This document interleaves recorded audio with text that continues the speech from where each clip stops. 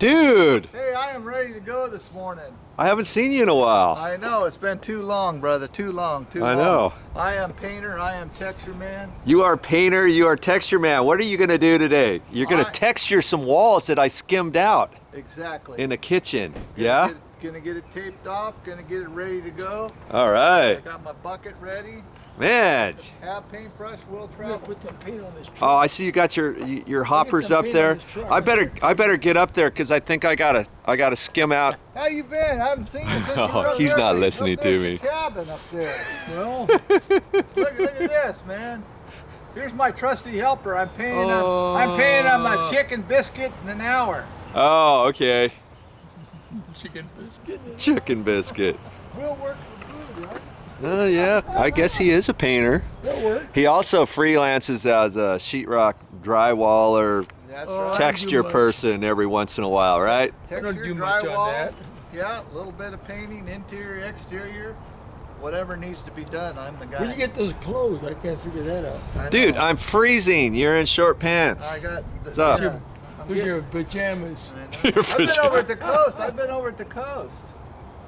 Mendocino. I've been up Mendocino. Are you over there? Yeah. What's over there? Oh, diving. New cabins. Diving. Oh yeah, a few You talk of those. about cold. I was in 51-degree water, swimming with Yeah, they have a few of those. Shark guy up there, raccoons. Eureka shark.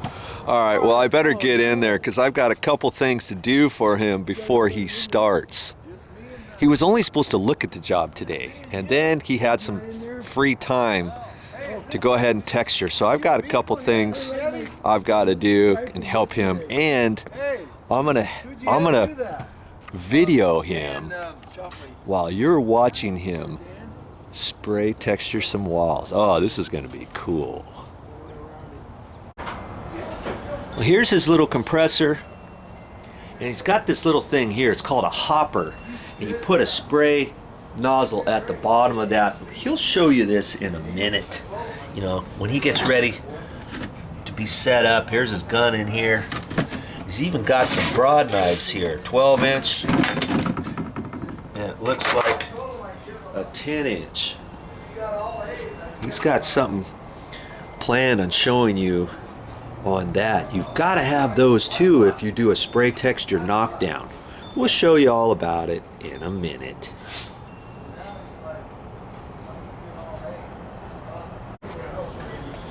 Here's the spray handle. And somehow that gets popped on there, and he's got some different nozzle things on the end that he can adjust what type of spray to get out. And I think you can get these at a rental yard too. Basically, we're gonna watch him on his technique and stuff and see if you feel comfortable to do it yourself with this. Like I say, you could probably rent these. I'm pretty sure you can at any rental yard, and it might be something you might be interested in if you've got a large area to spray texture, such as that kitchen. That's not very big, you know, but if you got a whole room to do or something like that, this might be the way to go. The texture, and I think for this job we're going to use this big one. Those are the tips?